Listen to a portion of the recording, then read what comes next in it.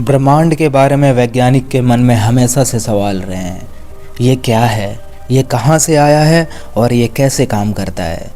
समय के साथ उन्होंने नई चीज़ों की खोज की और अलग अलग सिद्धांतों को सामने लेकर आए। कुछ वैज्ञानिक पैरेलल यूनिवर्स, टाइम डायलेशन और कई आयाम पर विश्वास करते हैं। वो ये भी सोचते हैं कि स्ट्रिंग थ्योरी के अनुसार ब्रह्मांड में 11 आयाम हैं।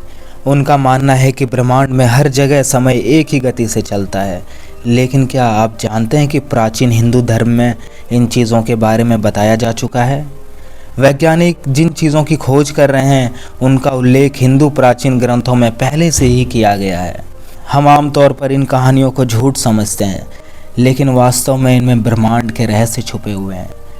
हिंदू धर्म 64 आयामों की बात करते हैं, जबकि विज्ञान 11 आयामों की बात करता है।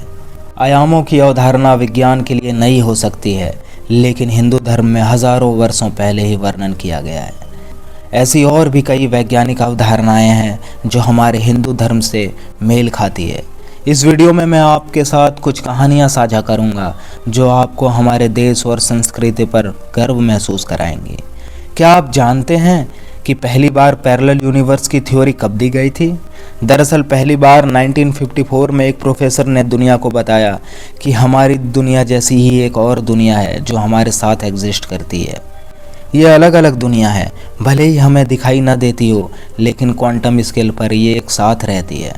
मतलब अगर देखा जाए तो इस थ्योरी को दिए गए अभी 100 साल भी नहीं हुए हैं। लेकिन अगर मैं कहूँ कि हिंदू लेखकों ने हज़ारों साल पहले ही पैरेलल यूनिवर्स की थ्योरी दे दी थी, तो आपका क्या मानना होगा? अगर आप मेरा यकीन नहीं कर रहे हैं तो एक बार इस कहानी को ज़रूर सुनें। ये कहानी रामायण से है। भगवान श्री राम और रावण के युद्ध को ख़त्म हुए कई दशक बीत चुके थे। मर्यादा पुरुषोत्तम श्री राम ने कई सालों तक राज किया और चारों ओर राम राज्य की स्थापना की।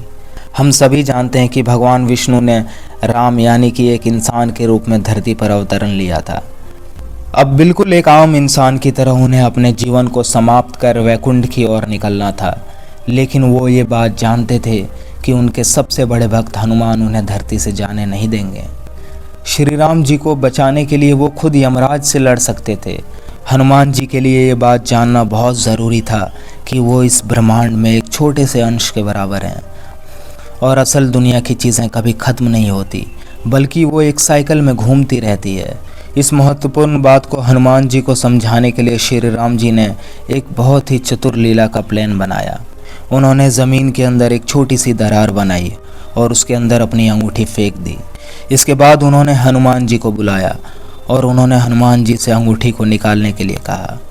हनुमान जी ने तुरंत अपने आकार को छोटा किया और उस दरार के अंदर घुस गए। वो धरातल में ज़्यादा नीचे जाने लगे और अंत में वो धरती के सबसे निचले भाग में पहुंच गए और उन्हें वहां पर नागलोक के देवता वासुकी जी मिले। हनुमान जी ने वासुकी जी के सामने हाथ जोड़े और उनसे कहा कि मेरे प्रभु श्री राम की अंगूठी यहाँ पर नीचे गिर गई है, आपने कहीं देखा है? ये सुनकर वासुकी जी का सबसे पहला सवाल था, आप कौन से वाले राम भगवान की बात कर रहे हैं? हनुमान जी ये सुनकर बहुत ही अचंभित हो गए। इससे पहले कि वो कोई जवाब दे पाते, वासुकी जी ने दूर बड़े से पहाड़ की तरफ इशारा करके कहा कि आपको वहाँ आपके श्री राम जी की अंगूठी मिल जाएगी। ये सुनते ही हनुमान जी खुश होकर उस पहाड़ की ओर जाने लगे। लेकिन जब वो वहाँ पहुँचे तो उन्होंने देखा कि ये पहाड़ पूरी तरह से सोने की अंगूठियों से बना हुआ था, वही अंगूठी जो श्री राम की थी। तब हनुमान जी और ज़्यादा अचंभित हो गए। वो सोचने लगे कि श्री राम की तो केवल एक ही अंगूठी नीचे गिरी थी, फिर ये अंगूठियों का पहाड़ यहाँ कैसे आ गया? उन्होंने पास खड़े वासुकी जी से पूछा कि इन सभी अंगूठियों में से आखिर श्री राम जी की अंगूठी कौन सी है? तब वासुकी जी ने आखिरकार हनुमान जी को सच बताया। उन्होंने कहा कि हर ब्रह्मांड के त्रेता युग में प्रभु श्री राम एक दरार बनाकर अपनी अंगूठी यहाँ पाताल लोक में फेंक देते हैं, ताकि आपको ज्ञात हो सके कि आपके प्रभु श्री राम एक अनंत ब्रह्मांड में एकलौते श्री राम नहीं हैं, बल्कि एक समय पे कई दुनिया में प्रभु श्री राम बिल्कुल ऐसे ही लीला रच रहे हैं। ये कहानी एक तरह से मनुष्यों द्वारा बताए गए पैरेलल यूनिवर्स को कंफर्म कर देती है। केवल भगवान राम ही नहीं थे जिन्होंने पैरेलल यूनिवर्स को दिखाने की लीला रची थी। श्री कृष्ण की भी एक ऐसी ही कहानी बहुत प्रचलित है जिसमें मल्टीवर्स की बात की गई है। एक बार ब्रह्मा जी कृष्ण से मिलने द्वारका पहुंचे। श्री कृष्ण के महल के सामने कुछ द्वारपाल खड़े थे। ब्रह्मा उन द्वारपालों से कहते हैं कि जाकर कृष्ण से कहें कि उनसे मिलने ब्रह्मा आए हैं। द्वारपाल तुरंत कृष्ण के पास गए और उनसे कहा कि आपसे मिलने ब्रह्मदेव आए हैं। इस बात पर श्री कृष्ण ने द्वारपाल से कहा कि सबसे पहले आप उनसे पूछ कर आएं कि वो कौन से वाले ब्रह्मा हैं। द्वारपाल एक बार फिर ब्रह्मा जी के पास गए और उनसे पूछा कि आप कौन से वाले ब्रह्मा हैं। ये सुनकर ब्रह्मा जी बहुत चकित हो गए। वो सोचते हैं कि आखिर ये सवाल मुझसे कोई कैसे पूछ सकता है।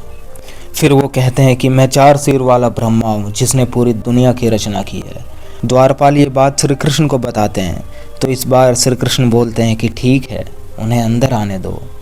अब जैसे ही भगवान ब्रह्मा अंदर आते हैं तो उनका पहला सवाल श्री कृष्ण से यही होता है कि आखिरकार आपने द्वारपाल से मुझे ये पूछने के लिए क्यों कहा कि मैं कौन सा ब्रह्मा हूँ? क्या मेरे अलावा कोई और ब्रह्मा है?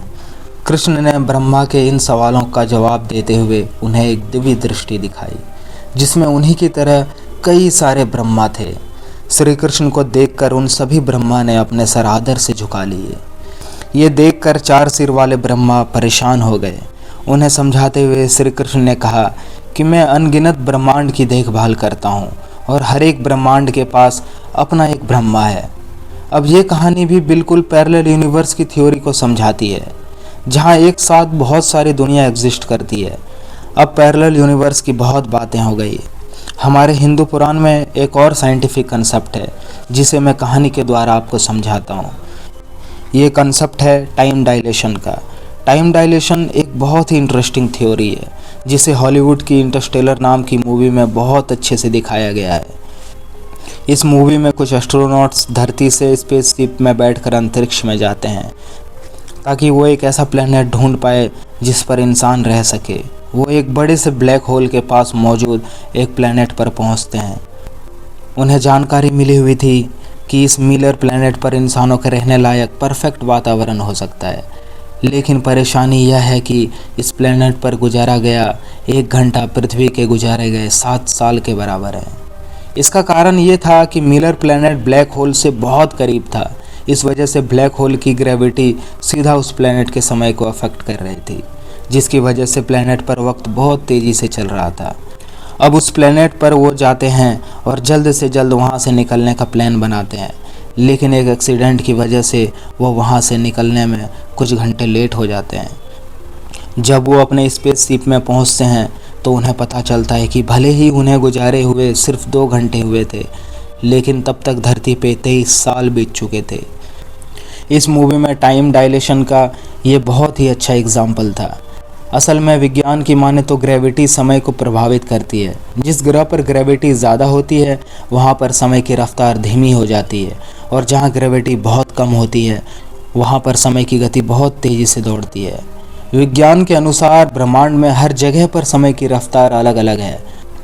ब्रह्मांड में कहीं पर समय धीमी गति से चल रहा है तो कहीं पर समय की रफ्तार बहुत ही तेज़ है। अब अगर हिंदू पुराणों की माने तो उसमें एक प्रचलित कहानी है जिसमें कुछ ऐसी ही घटना घटी थी। राजा दक्ष एक समय में बहुत ही ताकतवर राजा माने जाते थे। उन्हें अपनी बेटी रेवती से बहुत ही ज़्यादा लगाव था। जब रेवती की शादी की उम्र हो गई तब राजा बहुत ही परेशान हो गए। उन्हें डर था कि इस धरती में रेवती के लिए शायद एक अच्छा पति उन्हें कभी ना मिल पाए। इसी परेशानी को सुलझाने के लिए वो रेवती को लेकर ब्रह्मा भगवान के पास ब्रह्मलोक में गए। राजा ने अपनी ये परेशानी ब्रह्मा जी को बताई।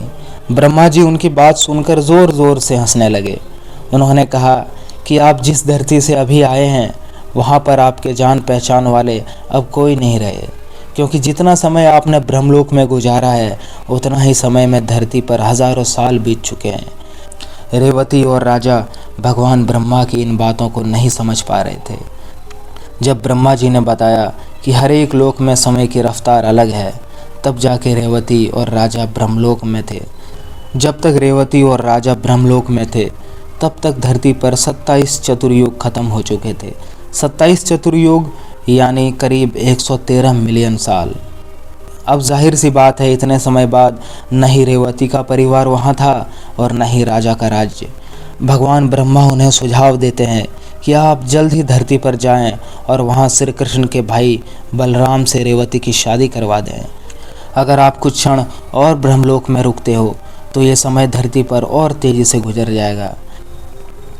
ये कहानी सीधे तौर से टाइम डायलेशन की थ्योरी को प्रूफ करती है, वही टाइम डायलेशन जिसके बारे में पहली बार अल्बर्ट आइंस्टाइन ने दुनिया को बताया था। दोस्तों, ये कोई साइंस और रिलीजन की बहस नहीं है। इस वीडियो को बनाने का मकसद मेरा सिर्फ यही है कि आप ये जान सकें कि हिंदू धर्म कितना प्राचीन और साइंटिफिक है। अगर आपको ये वीडियो अच्छा लगा तो हमें एक लाइक ज़रूर करें और अपने राय हमें कमेंट बॉक्स में ज़रूर बताएं। मिलता हूँ मैं आपसे एक और नई वीडियो के साथ। धन्यवाद।